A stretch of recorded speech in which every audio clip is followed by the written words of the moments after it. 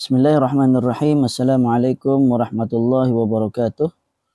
Innal hamdalillah nahmaduhu wa nasta'inuhu wa nastaghfiruh wa na'udzu billahi min shururi anfusina wa min sayyiati a'malina. Man yahdihillahu fala mudhillalah wa may yudlil fala hadiyalah. Wa asyhadu an la ilaha illallah wahdahu la syarikalah wa asyhadu anna Muhammadan 'abduhu wa rasuluh. Amma ba'd. Alhamdulillah, syukur kita kehadirat Allah Subhanahu wa taala dapat kita menyambung lagi pelajaran pembacaan daripada kitab Fiqh Islam Mazhab Syafi'i, syarah bagi matan Abu Syuja', yang mana kita baca dari matan Abu Syuja', kemudian kita ambil dalil-dalil yang dibawakan oleh penulis kitab At-Tadhhib fi Adillatil Matn al-Ghayah wa Taqrib fil Fiqh Syafi'i karangan Syekh Mustafa Dib Al-Bugha. Jadi kali yang terakhir kita telah pun selesai pada bab memakai pakaian sutra. Okey, memakai pakaian sutra diharamkan bagi lelaki, manakala memakai cincin emas pula dihalalkan bagi perempuan.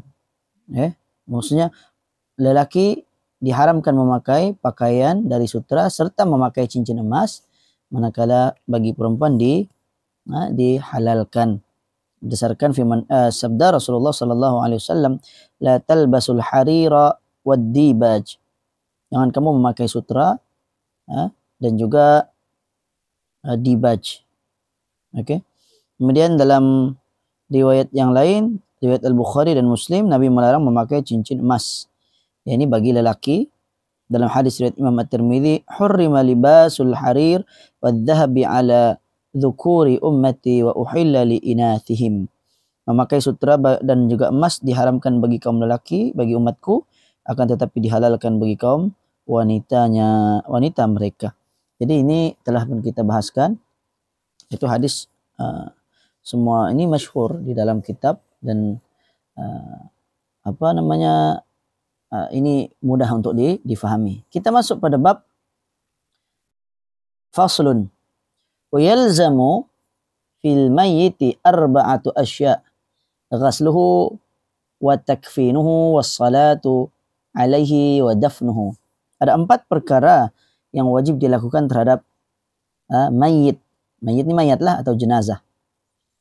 4 perkara tersebut adalah ghusluhu, memandikannya, wa takfinuhu, mengkafankannya, wassalatu alaihi, mensalatkan ke atasnya, wa dafnuhu, mengebumikan. Okay? Mengebumikan jenazah. Dan ini sepakat kaum muslimin terhadap wajib 4 perkara ini. Okay? Kaum muslimin ijma', artinya dari 4 mazhab tu ijma' bahawa 4 perkara ini adalah wajib ataupun hukumnya fardu kifayah. Okay? Dalilnya adalah ijma' ditambah dengan beberapa nas hadis yang akan disebutkan satu persatu. Tapi kita lanjutkan lagi matan yang seterusnya. Watnani la yughsalani wa la yusalla alaihima asy-syahidu fi ma'rakatil musyrikin wasiqtul ladzi lam yastahilla sarikhan. Okay, ada 2 jenazah yang tidak perlu dimandikan dan juga tidak perlu disalatkan, yaitulah asy-syahid, orang-orang yang mati syahid, fi ma'rakatil musyrikin, yakni orang-orang Islam yang memerangi orang-orang musyrikin. Ini mati syahidlah, gugur sebagai mati syahid. Wasiqtu alladzi lam yastahilla sarikhan, dan juga bayi yang lahir keguguran dalam keadaan tidak bersuara, yakni bayi yang lahir tetapi tidak bernyawa. Okey? Bayi yang lahir tetapi dalam keadaan tidak bernyawa, ini dia lahir tidak didengari ada suara. Biasanya bayi kalau lahir dia akan menjerit, ataupun bukan menjerit, dia akan menangis. Okey? Itu itu terjadi pada semua bayi. Tapi biasanya kalau bayi itu tidak tidak menangis, maka ada kemungkinan lah sama ada dia pingsan ataupun dia meninggal dunia. Dan kalau memang disahkan telah meninggal dunia sejak dari dalam perut lagi, ini pun ada perincian dia lah. Okay? Kalau dia dalam perut, dia masih hidup, kemudian dia lahir, baru dia meninggal dunia, maka barulah tidak perlu dimandikan, tidak perlu disolatkan. Kita lihat dalam masalah perkara ini di dalam hadis yang dibawakan dalam kitab At-Taqrib ini. Yang pertama hadis riwayat Imam Al-Bukhari dari Jabir, anna Nabi sallallahu alaihi wasallam amara fi qatla Uhudin bidafnihim fi dima'ihim wa lam yughassalu wa lam yusalla alaihim. Nabi sallallahu alaihi wasallam memerintahkan agar para syuhada di dalam peperangan Uhud dikebumikan, dikuburkan beserta darah-darah mereka tanpa dimandikan dan disolatkan. Okay? Jadi hadis riwayat Al-Bukhari dari Jabir, Nabi perintahkan bahwa orang yang mati syahid itu terus dikebumikan dengan pakaian yang berlumuran darah. Ini sebagai saksi yang mereka itu berperang. Ini pada peperangan Uhud. Perang Uhud ini melawan orang musyrikin. Sebab itu disebut fi ma'arakatil musyrikin. Kemudian hadis yang lain Imam At-Tirmidzi meriwayatkan dari Jabir, Nabi SAW bersabda, "At-tiflu la tusalla alaihi wa la yarithu wa la yurathu hatta yastahil." Bayi yang baru sahaja lahir dan meninggal dunia maka tidak perlu disolatkan, tidak mewarisi dan tidak meninggalkan warisan selama ia tidak menjerit. Maksudnya dia tidak tidak menangis. Imam Ibnu Majah meriwayatkan dari Jabir berkata bahwa Rasulullah SAW bersabda, apabila bayi yang keluar menjerit sebelum dia meninggal, maka dia hendaklah disolatkan serta berhak untuk mendapatkan warisan. Yang dimaksudkan menjerit pada hadis-hadis di dalam hadis yang telah kita sebutkan tadi, maksudnya adalah suara tangisan bayi, ataupun dia bersin, ataupun gerakan yang menunjukkan bahwa dia sempat hidup setelah dia dilahirkan. Oke? Oke, kita masuk seterusnya. Wa ghuslul mayyit witran wa yakunu fi awali ghuslihi sidrun wa fi akhirih syai'un min kafur. Oke, mayat itu dimandikan dengan bilangan yang witir, ganjil. Manakala basuhan yang pertama dicampuri dengan daun sidir ataupun daun bidara. Dan diakhiri dengan air basuhan yang bercampur dengan kafur, yakni kapur barus. Oke, maksud air dari dicampur dengan daun sidir nih, kalau sekarang biasanya digantikan dengan sabun lah. Oke, digantikan dengan sabun. Oke, kita lihat hadis.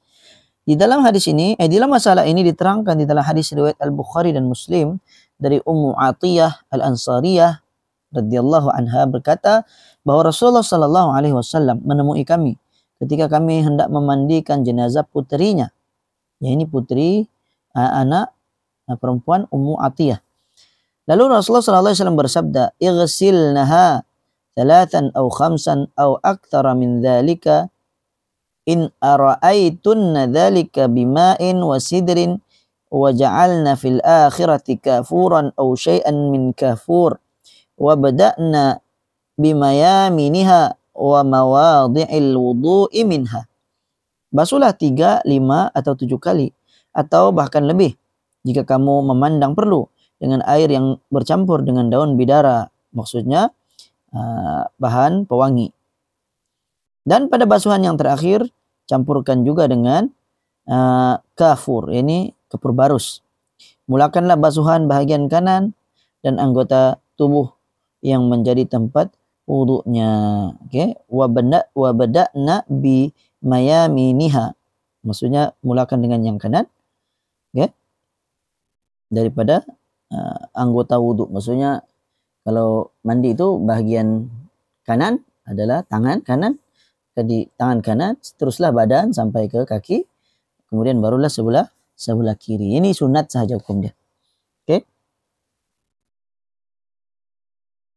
Wa yukaffanu fi thalathi athwabi bidin laisa fiha qamisun wala imamah. dikafankan 3 pakaian yang putih, tidak ada di dalamnya qamisun, ini baju yang membentuk badannya, baju qamis. Qamis ini baju macam baju kemeja lah atau baju Melayu. Wala imamat, juga tidak dipakaikan serban. Oke, ya ini berdasarkan hadis riwayat Imam Bukhari dan Muslim dari Aisyah. Dia berkata bahwa Rasulullah sallallahu alaihi wasallam dikafankan dengan 3 helai kain berwarna putih daripada kapas. Oke, ataupun cotton. Tanpa mengenakan baju kurung atau serban. Baju kurung maksudnya qamisun itulah, tanpa mengenakan qamisun wala imam. Jadi sebahagian orang ada yang dalam pengurusan jenazah, apa yang saya lihat lah, ada yang sebahagiannya memakaikan serban pada jenazah. Wallahu alam, sama ada mereka mungkin tersalah faham dari hadis tersebut. Hadis itu melarang, tetapi sebaliknya dibuat. Mungkin mereka tersalah faham. Tapi sekiranya dipakaikan bukanlah bermakna pengebumian itu tidak sah, kan? Tidak pala kalau sudah berlaku. Kalau dipakaikan, sekalipun dipakaikan serban, maka urusan pengebumian itu sudah dikira sebagai sah. Oke? Dan janganlah kita menimbulkan, maksudnya kalau sudah berlaku biarkan. Oke? Dari segi pakaian tadi, pakaian tuh dipakaikan 3 helai kain putih. Ini bagi lelaki lah. 3 nih yang paling sempurna. Sekurang-kurangnya 1 helai. Adapun bagi wanita maka 5 helai. Oke, dijelaskan oleh para ulama 5 helai, tetapi 5 helai itu maksudnya yang pertama di bagian atasnya menutup kepalanya macam tudung. Kemudian macam pakaian. Yang kedua, kemudian yang ketiga kain di bawah, maka itu sudah dikira 3. Oke, kalau ikutkan itu pun sebenarnya baru 1. Jadi 1. Manakala 2 lagi adalah yang menutupi keseluruhan dari atas sampai bawah. Oke, jadi kita kena paham maksud dari kiraan 5 bagi wanita tuh adalah yang 3, yang pertama itu adalah tudung dia, kemudian yang menutupi badan dia. Biasanya ada 3 kain yang digunting, 1 menutupi atas seperti tudung, yang kedua menutupi pakaian badan daripada bahu sampailah ke pusat ataupun di bawah daripada pusat. Kemudian yang ketiganya adalah kain lah daripada pusat sampailah ke hujung kaki.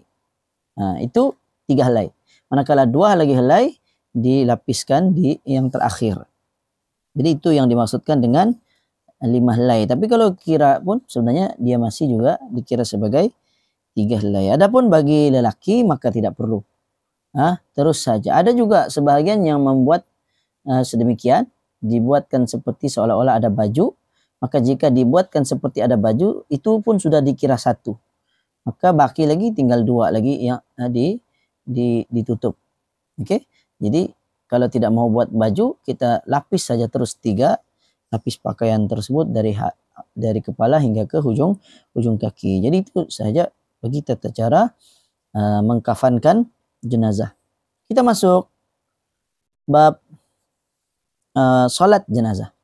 Wa yukabbiru alaihi 4 takbiratin yaqra'ul Fatihah ba'dal ula wa yusalli 'ala Nabi sallallahu alaihi wasallam ba'da ats-tsaniyah wa yad'u lil mayyit ba'da ats-tsalitsah wa yaqulu Allahumma hadza 'abduka wa ibnu 'abdika kharaja min rauhid dunya wa sa'atiha wa mahbubihi wa ahibbaihi fiha ila zulmatil qabri wa ma huwa laqihi kana yashhadu an la ilaha illa anta wahdaka la syarika lak wa anna Muhammadan abduka wa rasuluk wa anta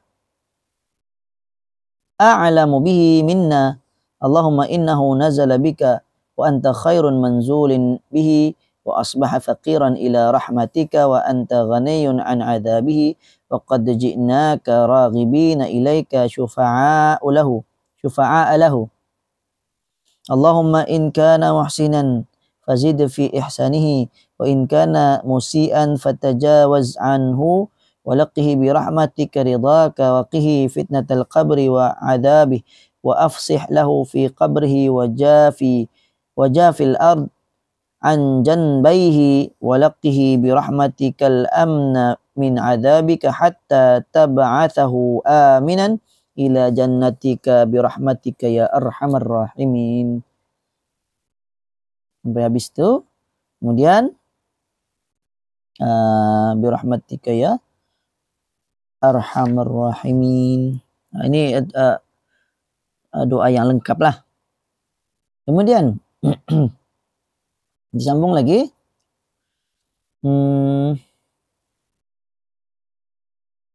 Birahmatika ridhaka wa qihi fitnatul adabi wa fusili qabri wa jafil ardi an janbihi hatta tab'athu aminan ya arhamar rahimin. Wa yaqulu ba'da ar-rabi'ah Allahumma la tahrimna ajrahu wa la taftinna ba'dahu waghfir lana wa lahu wa yusallim ba'da ar-rabi'ah. Baik, kita baca terjemahannya sebab di dalam matan ini dimasukkan sekali doa. Doanya bukan calang-calang, panjang juga kan. Yang biasa kita baca Allahumma ighfir lahu saja, pendek.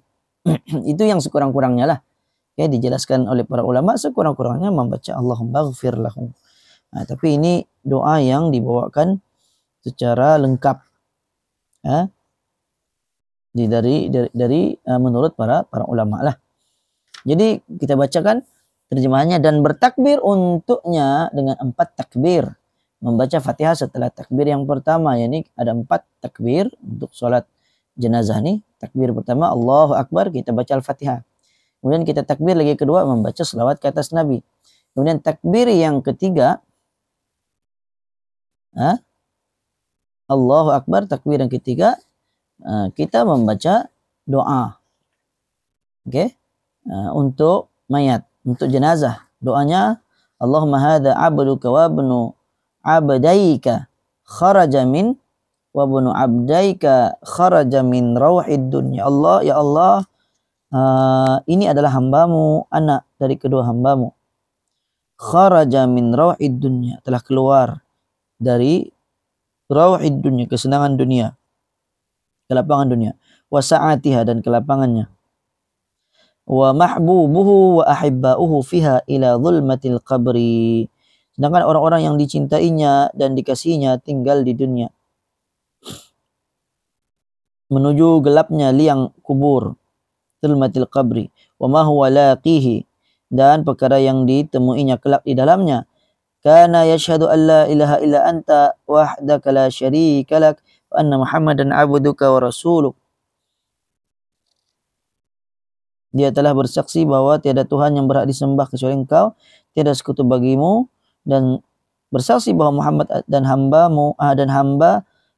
Muhammad adalah hamba dan utusanmu. Tentang dirinya engkau lebih mengetahui dari kami. Anta a'lamu bihi minna. Allahumma innahu nazala bika wa anta khairu manzulin. Ya Allah, dia datang menghadapmu, engkaulah sebaik-baik tempat menghadap. Dia berangkat dalam keadaan fakir akan rahmatmu. Wa asbaha faqiran ila rahmatik wa anta ghaniyun, engkaulah yang maha kaya, ini tidak memerlukan. An adzabihi, daripada menyiksanya. Wa qad ji'naka raghibina ilaika syufa'a'u lahu. Kami memohon padamu kerana rasa cinta padamu dan mengharap akan syafaat untuknya. Allahumma in kana muhsinan, ya Allah, jika dia meninggal dalam keadaan baik, fazid fi ihsanihi, maka tambahkanlah baginya kebaikan.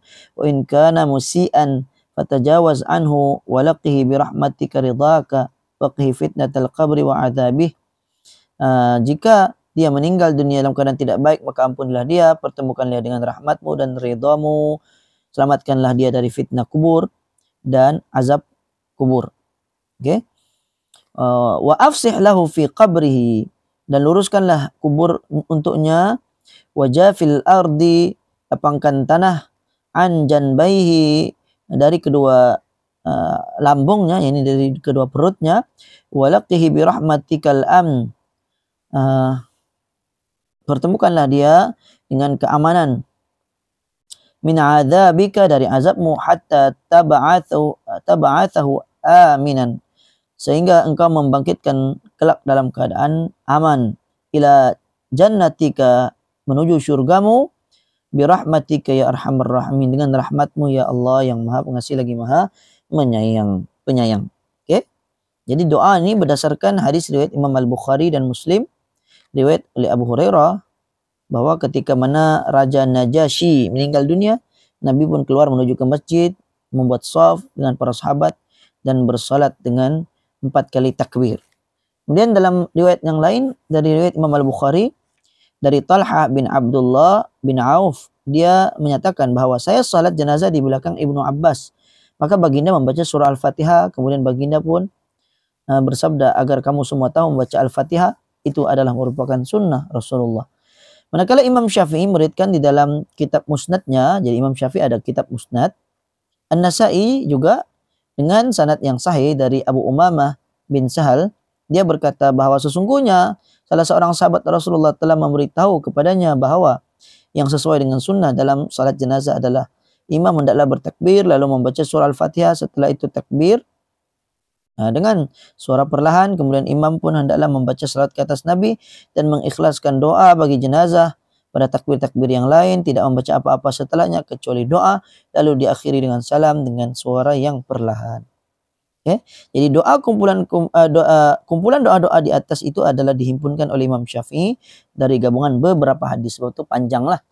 Okay? Yang doa yang kita bacakan di dalam matan ini agak panjang karena ianya merupakan himpunan dari Imam Asy-Syafi'i. Ada kalanya baginda menyebutkan maknanya sahaja, lafaznya berbeza dan semuanya itu dianggap baik oleh para sahabat baginda.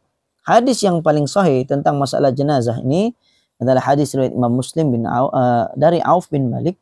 Hadis riwayat Imam Muslim dari Auf bin Malik, di mana dia berkata, ketika Rasulullah sallallahu alaihi wasallam menyembahyangkan jenazah, maka dia mendengar Nabi membaca, Allahumma ighfir lahu warhamhu wa'afihi wa'fu anhu wa akrim nuzulahu wa wasi' madkhalahu waghsilhu bil ma'i wath thalji wal barad wa naqqihi minal khataya kama yunaqqa ath-thawbul abyadu minad danas wa abdilhu daran khairan min darihi wa ahlan khairan min ahli wa zawjan khairan min zawji wa adkhilhul jannata wa a'idhu min adabil qabri aw min adabin nar. Oke?